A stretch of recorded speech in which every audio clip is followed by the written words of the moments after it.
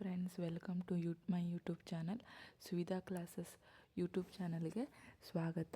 ಇವತ್ತು ಕೂಡ ನಾನು SSC GD 2026 ಬರುವ ಎಕ್ಸಾಮಿಗೆ ರೀಸ್ನಿಂಗ್ ಕ್ಲಾಸಸನ್ನು ಕನ್ನಡದಲ್ಲಿ ತೊಗೊಬಂದಿದ್ದೀನಿ. ನೋಡಿ, 40 ಅಂಕಗಳನ್ನು ಹೇಗೆ ನೀವು ಸುಲಭವಾಗಿ ಪಡೆಯಬಹುದು ಅನ್ನೋ ನಾನು ಪ್ರೀವಿಯಸ್ ಇಯರ್ ಕ್ವಶನ್ ಪೇಪರನ್ನು ಬಿಡಿಸಿ ನಿಮಗೆ ಕಾಣಿಸ್ತಾ ಇದ್ದೀನಿ.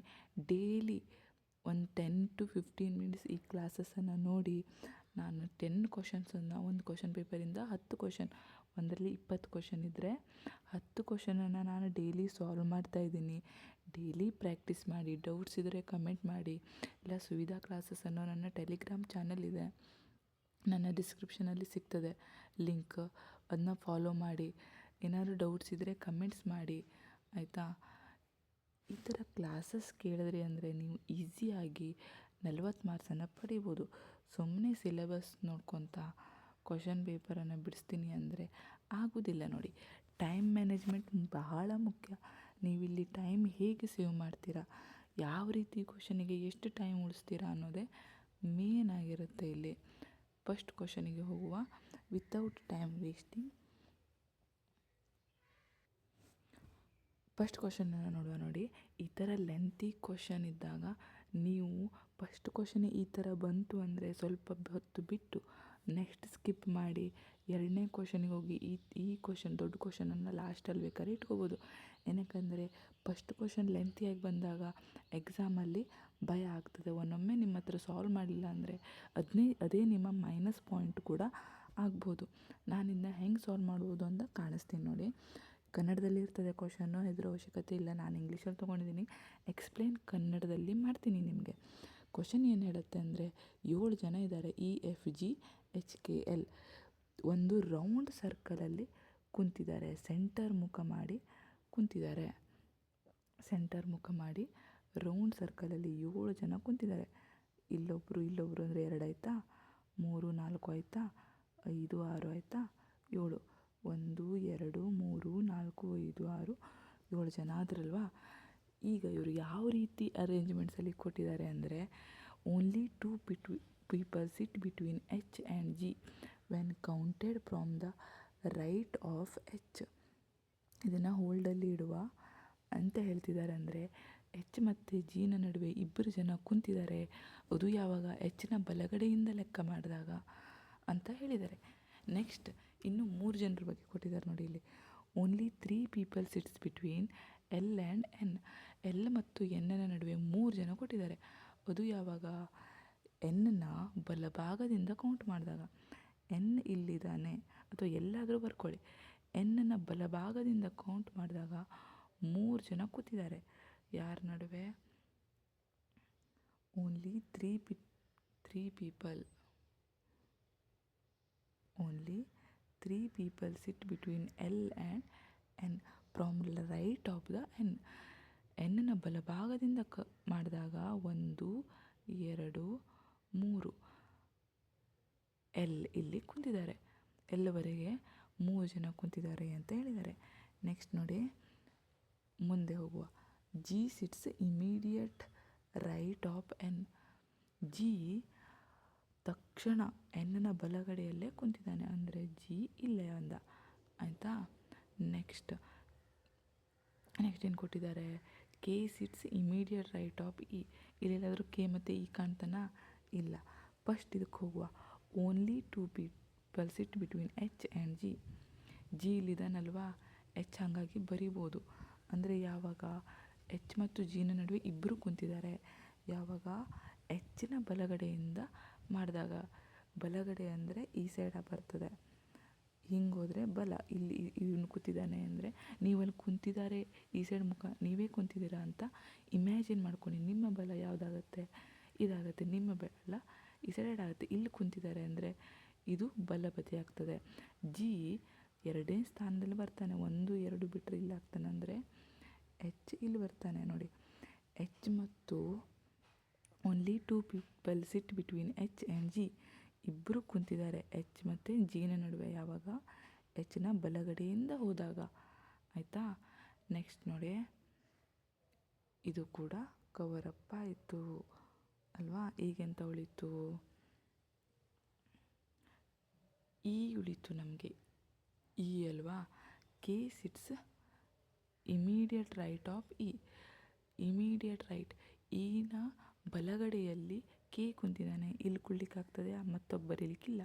ಇಲ್ಲಿ ಎರಡಿದೆಯಲ್ವಾ, ಇ ಇಲ್ಲಿ ಬರೆದ್ರೆ ಈನ ಬಲಗಡೆ ಇದಾಗ್ತದೆ, ಕೆ ಇಲ್ಲಿ ಬಂತು. ಯಾವ ಅಲ್ಫಾಬೆಟ್ ಉಳಿತು ಅಂತ ನೋಡಿ, ಎಫ್ ಉಳಿತು ಇಲ್ಲಿ ಆಲ್ಫಾಬೆಟ್. ಇಲ್ಲಿ 7 ಆಲ್ಫಾಬೆಟಲ್ಲಿ ಎಫ್ ಅನ್ನೋ ಆಲ್ಫಾಬೆಟ್ ಉಳಿದಿರುತ್ತಲ್ವಾ. ಈಗ ಕ್ವಶನ್ ಏನು ಹೇಳುತ್ತೆ ಅಂತ ನೋಡುವ. ಕ್ವಶನ್ ಏನು ಕೇಳಿದ್ದಾರೆ, ಎಫ್ ಮತ್ತು ಇನ ನಡುವೆ ಎಫ್ನ ಎಡಗಡೆಯಿಂದ ಬಂದಾಗ, ಎಫ್ ಇಲ್ಲಿ ಕುಂತಿದ್ದಾನೆ ಅಂದರೆ ಎಫ್ ಈ ಸೈಡೆ, ಇಲ್ಲಿ ಸೆಂಟರ್ ಅಲ್ವಾ. ನೀವು ಸೆಂಟರ್ಗೆ ಮುಖ ಮಾಡಿ ಈ ಸೈಡ್ ಕೂತಿದ್ದೀರಾ ಅಂತ ಇಮ್ಯಾಜಿನ್ ಮಾಡಿ. ಇದು ನಿಮ್ಮ ಎಡಗಡೆ ಆಗ್ತದೆ, ಇದು ನಿಮ್ಮ ಬಲಗಡೆ ಆಗ್ತದೆ. ಎಫ್ನ ಎಡಗಡೆ ಇದು. ಲೆಫ್ಟ್ ಆಫ್ ಎಫ್, ಲೆಫ್ಟಿಂದ ಈಗೆ ಎಷ್ಟು ಜನ ಕುಂತಿದ್ದಾರೆ ಅಂತ ಕೇಳಿದ್ದಾರೆ. ಅಂದರೆ ಈ ಇಲ್ಲಿ ಬಂದ ಅಲ್ವಾ, ಎಫ್ ಇಲ್ಲಿ ಬಂದ. ಲೆಫ್ಟ್ ಅಂದರೆ ಈ ಸೈಡ್ ಆಯಿತು. 1 2 3 ಜನ ಕುಂತಿದ್ದಾರೆ. Answer is 3. ಬಲಗಡೆಯಿಂದ ಕೇಳಿದರೆ 2 ಜನ ಬಂದರು. ಅರ್ಥ ಆಯ್ತಾ? ನೆಕ್ಸ್ಟ್ ಕ್ವಶನಿಗೆ ಹೋಗುವ. ನೆಕ್ಸ್ಟ್ ಕ್ವಶನ್ ಏನು ಹೇಳುತ್ತೆ ಅಂದರೆ, ಈ ಥರ ಕೊಟ್ಟಿದ್ದಾರೆ ಆಲ್ಫಾಬೆಟಿಕ್ ಆರ್ಡ್ರಲ್ಲಿ. ಕ್ವಶನ್ ಮಾರ್ಕ್ ಇದ್ದಲ್ಲಿ ಏನು ಬರುತ್ತೆ ಅಂತ ಕೇಳಿದ್ದಾರೆ. BMYDNW,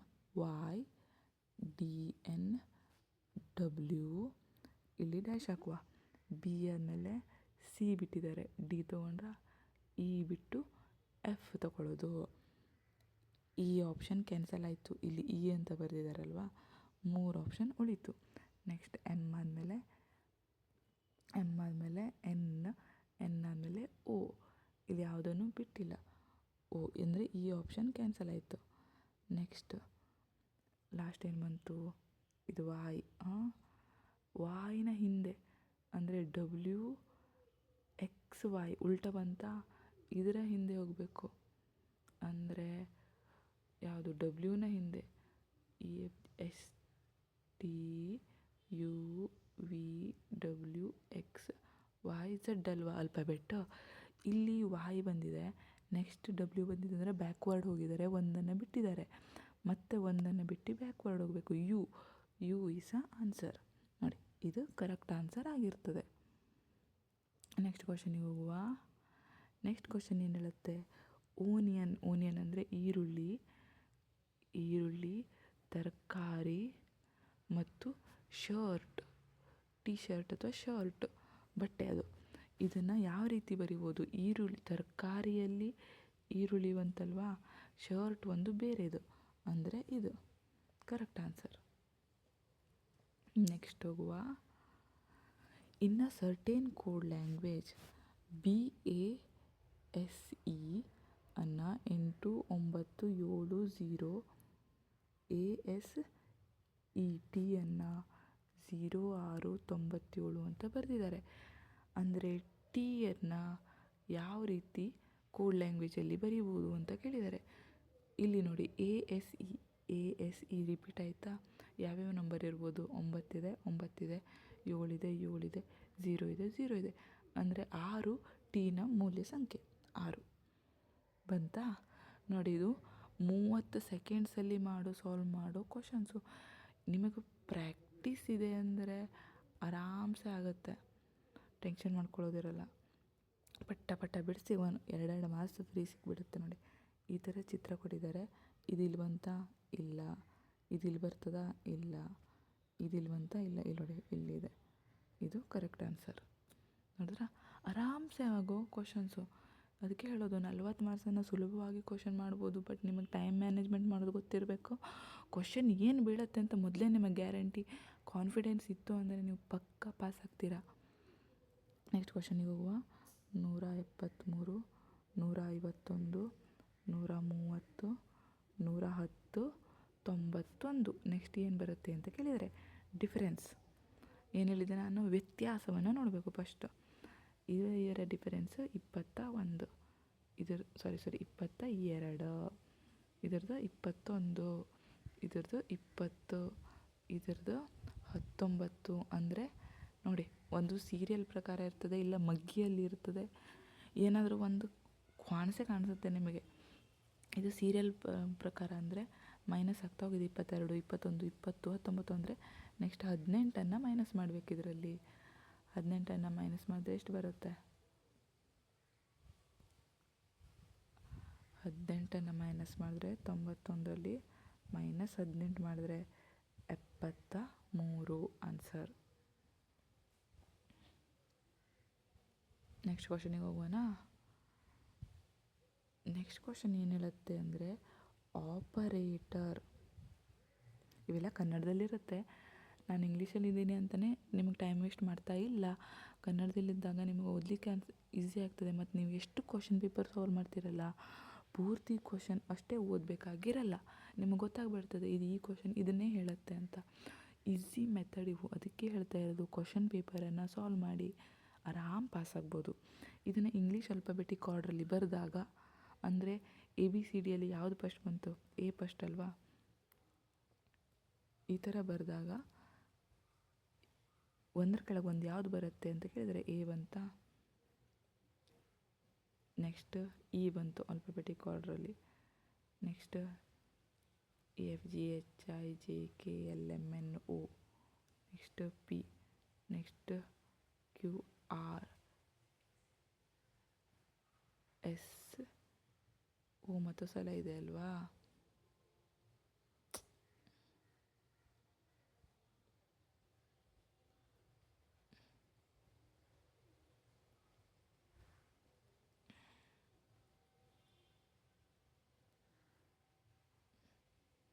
ಒಂದ್ಸಲ ಮಾಡುವ ತಡೀರಿ. ಆಪರೇಟರ್ ಅಂತ ಕೊಟ್ಟಿದ್ದಾರಲ್ವಾ, ಆಪರೇಟರನ್ನು ಇಂಗ್ಲೀಷ್ ಅಲ್ಫಾಬೆಟಿಕ್ ಆರ್ಡ್ರಲ್ಲಿ ಬರ್ಕೋಬೇಕು. ನೋಡಿ, ಅಲ್ಫಾಬೆಟಿಕ್ ಆರ್ಡ್ರ್ A ಫಸ್ಟ್ ಬಂತಾ, ABCD E ಅಂತ, GHIJKLMNO P ಬಂತಾ, QMNO P O ಬಂತಾ, O ಆದಮೇಲೆ ಇನ್ನೊಂದು O ಬಂತು, ನೆಕ್ಸ್ಟ್ P ಬಂತು, QR, ಇನ್ನೊಂದು R ಬಂತು, ST, ಓನ ಕೆಳಗಡೆ A, Pನ ಕೆಳಗಡೆ E, Eನ ಕೆಳಗಡೆ O, Rನ ಕೆಳಗಡೆ O, Aನ ಕೆಳಗಡೆ P, Tನ ಕೆಳಗಡೆ R, ಓನ ಕೆಳಗಡೆ R, Rನ ಕೆಳಗಡೆ T. ಒಂದರ ಕೆಳಗಡೆ ಒಂದು ಯಾವುದೂ ಬರಲಿಲ್ಲ. So 0 is a answer.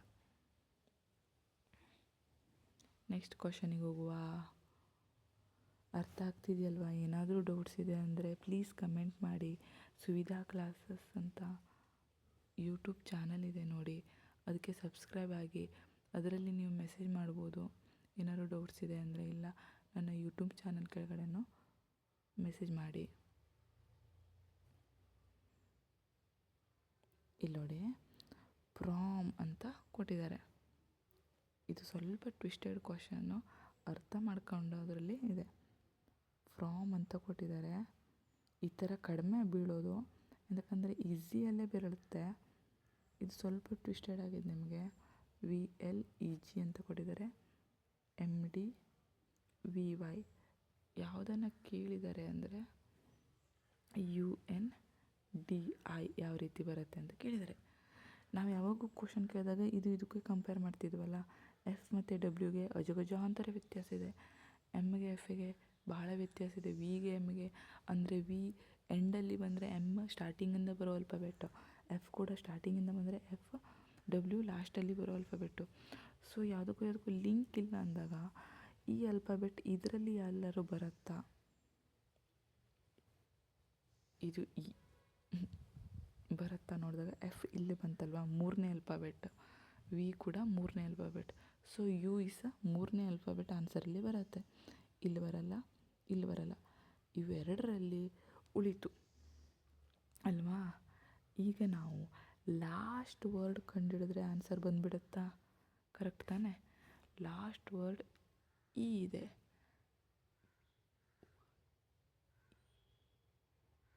E ಇದೆ ತಾನೆ?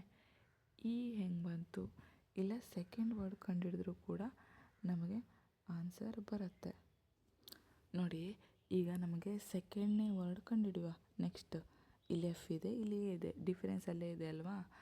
ಸೆಕೆಂಡ್ನೇ ವರ್ಡ್ ಕಂಡುಹಿಡಿಯೋದು ಹೇಗೆ? ಇದಕ್ಕೆ ಏನು ಲಿಂಕ್ ಇದೆ ಅಂತ ನೋಡುವ. ಅಂದರೆ ಉಲ್ಟಾ ಹೋಗಿದೆ ಅಲ್ವಾ? J ಫಸ್ಟ್ ಬರ್ತದೆ, L ಅಂದರೆ J ಆದಮೇಲೆ ಯಾವ್ದು ಬರ್ತದೆ? KLMNO ಪಿ ಕ್ಯೂ ಇದು ಆರಲ್ವಾ. 1 2 3 4 5 6 7 8 ಎಂಟನೇ ವರ್ಡ್ ಇಲ್ಲಿ ನೋಡಿ, ಡಿ ಇದೆಯಲ್ವಾ. E F G H I J K L ಬಂದಿದೆ. 1 2 3 4 5 6 7 8 ಎಂಟನೇ ವರ್ಡ್. ಅಂದರೆ ಆನ್ಸರಿನ 8ನೇ ವರ್ಡು ಕ್ವಶನಲ್ಲಿದೆ. 2ನೇ ವರ್ಡ್ ಎಫ್ಫಿಂದ ಹೋಗುವನಾ, ಆನ್ಸರ್ ಎಫ್ ಅಥವಾ ಎ ಆಗಿರುತ್ತಲ್ವ 2ನೇ ವರ್ಡು. ಇದರಲ್ಲೇ ಲೆಕ್ಕ ಹಾಕುವ, ಇಷ್ಟೇ ನೋಡುವ ಆಯಿತಾ. ಎಫ್ ಅಂತ ಇಟ್ಕೊಂಡ್ರೆ G H I J K L M N. 1 2 3 4 5 6 7 8 ಎಂಟನೇ ವರ್ಡ್ ಇಸ್ ಆನ್ಸರ್. ಕರೆಕ್ಟ್ ಆಯಿತಾ. ನೆಕ್ಸ್ಟ್ ಕ್ವಶನಿಗೆ ಹೋಗುವ. ನೆಕ್ಸ್ಟ್ ಕ್ವಶನ್ ಏನು ಹೇಳುತ್ತೆ, ಇನ್ನು ಕೋಡ್ ಲ್ಯಾಂಗ್ವೇಜ್ ಈ ಥರ ಬರೆದಿದ್ದಾರೆ, ಈ ಥರ ಬರೆದಾಗ ಈ ಥರ ಕೇಳಿದಾಗ ಏನು ಬರುತ್ತೆ ಅಂತ ಕೇಳಿದ್ದಾರೆ. First B related to E, ಇದನ್ನು ಸೈಡಿಗೆ ಇಡುವ. ಇ ಇಂಟು ಎಲ್ ಇದೆ, ಇಲ್ಲಿದೆ. ಇ ಇಂಟು ಎಲ್ ಅಂದಾಗ ಇದು ಬಂತಲ್ವಾ. E is a husband of S, E is a husband of L ಅಂತ ಬಂತೀಗ. ಈ ಯು ಇದ್ದಲ್ಲಿ ಇ ಅಂತ ಬರ್ಕೊಳ್ಳಿ, ಎಸ್ ಇದ್ದಲ್ಲಿ ಎಲ್ ಅಂತ ಬರ್ಕೊಳ್ಳಿ. E is a husband of L ಅಂದರೆ ಹಸ್ಬೆಂಡ್ ಅಂದರೆ ಗಂಡ, ಅಂದರೆ ಪ್ಲಸ್ ಬಂತಲ್ವಾ. ಇದು ಹೆಂಡತಿ, ಮೈನಸ್ ಬಂತು. ಗಂಡ ಹೆಂಡತಿ ಸಂಬಂಧಕ್ಕೆ ಬರಬ್ಬರ್ ಚಿಹ್ನೆಯನ್ನು ಹಾಕಬೇಕು. ನೆಕ್ಸ್ಟ್ ಎಲ್ ಹ್ಯಾಶ್ ಬಿ ಅಲ್ವಾ. ಎಲ್ ಹ್ಯಾಶ್ ಬಿ ಅಂತ ಇಟ್ಟರೆ L is a mother of B, L is a mother of B ಅಂದರೆ ಇದು ಮಗಳು ಗೊತ್ತಿಲ್ಲ, ಇದು ತಾಯಿ ಅಲ್ವಾ. ಇದು ಮಗಳು ಅಂದರೆ ಕೆಳಗಡೆ ಬರುತ್ತೆ, ತಂದೆ ಅಂದರೆ ಮೇಲ್ಗಡೆ ಹೋಗುತ್ತೆ ಆಯಿತಾ. ಎಟ್ಟಿದೆ, ಬಿ ಎಟ್ ಪಿ ಅಲ್ವಾ. ಯು ಎಟ್ ಎಸ್ ಅಲ್ಲಿ ಬಿ ಎಟ್ ಪಿ ಅಂತ ಇಟ್ಕೊಳ್ಳಿ. B is a father of P, B is a father of P ಅಂದರೆ ಪಿನ ತಂದೆ ಬಿ ಆಗಿದ್ದಾರೆ ಅಂತ. ತಂದೆ ಮೇಲೆ ಬಂದ ಅಲ್ವಾ. ಏನು ಕೇಳಿದ್ದಾರೆ, B related to E. B ಈಗೆ ಏನಾಗಬೇಕು, ಬಿ ಈಗೆ ಮಗನಾಗಬೇಕು. ಇವ ತಂದೆ, ಇವ ಮಗ, ಇವರಿಬ್ಬರ ಮಗ ಅಲ್ವಾ, ಮಗ ಆಗ್ತಾನೆ. ಆನ್ಸರ್ ಈಸ್ ಮಗ. ಲಾಸ್ಟ್ ಕ್ವಶನಿಗೆ ಹೋಗುವ ಇವತ್ತಿಂದು. ಈ ಕ್ವಶನ್ ಏನು ಹೇಳುತ್ತೆ, Kunti, Panjiri, Anjali, Hansraj, Roshan sitting in a circular table. ಒಂದು ರೌಂಡ್ ಟೇಬಲಲ್ಲಿ ಸೆಂಟರ್ಗೆ ಮುಖ ಮಾಡಿ ಕುಂತಿದ್ದಾರೆ. ಎಷ್ಟು ಜನ, 1 2 3 4 5 ಜನ ಕುಂತಿದ್ದಾರೆ. 1 2 3 4 5 ಜನ ಕುಂತಿದ್ದಾರೆ ಆಯಿತಾ. Next Roshan sitting to the immediate right of Hansraj. ಹಂಸರಾಜನ ಇಮಿಡಿಯೇಟ್ ಬಲಗಡೆಯಲ್ಲಿ ರೋಷನ್ ಕುಂತಿದ್ದಾನೆ. Hansraj is immediate right of Anjali. ಅಂಜಲಿಯ ಬಲಗಡೆಯಲ್ಲಿ ಹಂಸರಾಜ್ ಕುಂತಿದ್ದಾನೆ.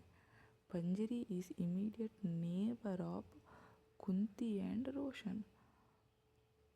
ಪಂಜಿರಿ ಅನ್ನೋನು ಕುಂತಿ ಮತ್ತು ರೋಷನ್ನ ಅಕ್ಕಪಕ್ಕದಲ್ಲಿದ್ದಾನೆ. ಅಂದರೆ ವಿಚ್ ಸ್ಟೇಟ್ಮೆಂಟ್ ಈಸ್ ಕರೆಕ್ಟ್, ಯಾವ ಸ್ಟೇಟ್ಮೆಂಟ್ ಕರೆಕ್ಟ್ ಇದೆ. Roshan is immediate neighbour of Hansraj ಮತ್ತು ಕುಂತಿ. ಹಂಸರಾಜ್ ಮತ್ತು ಕುಂತಿಗೆ ಅಕ್ಕಪಕ್ಕದವನ ರೋಷನ್ನು ಇಲ್ಲ, ಇಲ್ಲಿ ಪಂಜುರಿ ಬರ್ತದೆ, ಸೊ ಇದು ಕ್ಯಾನ್ಸಲ್ ಆಯಿತು. ನೆಕ್ಸ್ಟ್ ನೋಡುವ, Kunti is immediate neighbour of Anjali and Roshan. ಕುಂತಿಯಲ್ಲಿದ್ದಾಳೆ, ಎಲ್ಲಿದ್ದಾಳೆ. ಅಂಜಲಿ ಮತ್ತು ರೋಷನ್ನ ಇಮಿಡಿಯೇಟ್ ಅಕ್ಕಪಕ್ಕದವಳ ಇಲ್ಲ, ಇಲ್ಲೂ ಪಂಜಿರಿ ಬಂದಿದ್ದಾಳೆ. ಇದು ನೋಡುವ, Panjiri is immediate racial of Hansraj and Anjali. Panjiri ಇಲ್ಲಿದ್ದಾಳೆ, ಹಂಸರಾಜ್ ಇಲ್ಲಿದ್ದಾಳೆ, ಅಂಜಲಿ ಇಲ್ಲಿದ್ದಾಳೆ. ಇಮಿಡಿಯೇಟ್ ಅಕ್ಕಪಕ್ಕದಲ್ಲಿದ್ದಾಳೆ, ಇಮಿಡಿಯೇಟಾಗಿ ಇಲ್ಲ. ಈ ಆನ್ಸರ್ ನೋಡುವ, Anjali is immediate neighbour of Kunti and Hansraj. Kunti ಮತ್ತು ಹಂಸರಾಜನ ಅಕ್ಕಪಕ್ಕದಲ್ಲೇ ಇದ್ದಾಳಲ್ವ ಇದು, ಸೊ ಇದು ಕರೆಕ್ಟ್ ಆನ್ಸರ್. ನೋಡಿ ಫ್ರೆಂಡ್ಸ್, 20 ಕ್ವಶನ್ ಇರುತ್ತೆ, ಆರಾಮ್ಸೆ 2 ಮಾರ್ಕ್ಸ್ ತೊಗೋಬೋದು. 40 ಮಾರ್ಕ್ಸನ್ನು ನೀವು ತೊಗೊಳ್ತೀರಿ ಅಂದರೆ ಉಳಿದ ಜಿ ಕೆಯಲ್ಲಿ 10 ಕ್ವಶನ್ ಕರೆಕ್ಟ್ ಮಾಡಿ, ಇಂಗ್ಲೀಷಲ್ಲಿ 10 ಕ್ವಶನ್ ಮಾಡಿ 20 ಕ್ವಶನಲ್ಲಿ, ಮ್ಯಾಥ್ಸಲ್ಲಿ 10 ಕ್ವಶನ್ ಮಾಡಿದ್ರೆ 20, 40 60 80 100 100 ತೊಗೊಂಡ್ರಿ ಅಂದರೆ ಹೈಯೆಸ್ಟ್ ಮಾರ್ಕ್ಸ್ ನಿಮ್ಮದು ಕರ್ನಾಟಕದಲ್ಲಿ. ಅದಕ್ಕಿಂತ ಕಡಿಮೆ ಅಂದರೆ ಒಂದು 80-90 ಆದರೂ ರೀಚ್ ಆಗ್ಬೋದು ತಾನೆ, ಆರಾಮ್ಸೆ SSC GDಯಲ್ಲಿ ಒಳಗಡೆ ಹೋಗ್ಬೋದು ತಾನೆ. ಅದಕ್ಕೆ ನೀವೇನು ಮಾಡಬೇಕು, 40 ಕರೆಕ್ಟ್ ಮಾಡಬೇಕು. ಅದಕ್ಕೆ ಕಾನ್ಸಂಟ್ರೇಷನ್ ರೀಸ್ನಿಂಗ್ ಕರೆಕ್ಟ್ ಮಾಡೋದ್ರಲ್ಲಿ ಇರಿ. ಉಳಿದವು ಆಟೋಮೆಟಿಕ್ ಒಂದು 10 ಕ್ವಶನ್ ಆದರೂ ಕಣ್ಣು ಮುಚ್ಚಿ ಅಟೆಂಪ್ಟ್ ಮಾಡ್ಬೋದು. ಇನ್ನೊಂದೇನೆಂದರೆ ಗೊತ್ತಿಲ್ಲ ಅಂದರೆ ಹಾಕಲಿಕ್ಕೆ ಹೋಗಬೇಡಿ. 50ಗೆ 100ಗೆ ಒಂದು 80% ಕಾನ್ಫಿಡೆನ್ಸ್ ಇದೆ ಅಂದ್ರಷ್ಟೇ ಟ್ರೈ ಮಾಡಿ. ಚಾನಲಿಗೆ ಸಬ್ಸ್ಕ್ರೈಬ್ ಆಗಿ. ಯೂಟ್ಯೂಬ್ ಚಾನಲ್ ಸುವಿಧಾ ಕ್ಲಾಸಸ್, ಅದೇ ರೀತಿ ಟೆಲಿಗ್ರಾಮ್ ಚಾನಲ್ ಹೆಸರು ಕೂಡ ಸುವಿಧಾ ಕ್ಲಾಸಸ್ ಅಂತಲೇ ಇದೆ. ಡೈಲಿ ಕ್ಲಾಸಸ್ ಮಾಡ್ತಾಯಿದ್ದೀನಿ ನೋಡಿ. ಡೈಲಿ ಒಂದು 10 ನಿಮಿಷ ಮೀಸಲಿಟ್ಟು ಕೇಳಿ, ಆರಾಮ್ಸೆ ಕ್ಲಿಯರ್ ಆಗ್ತೀರಾ.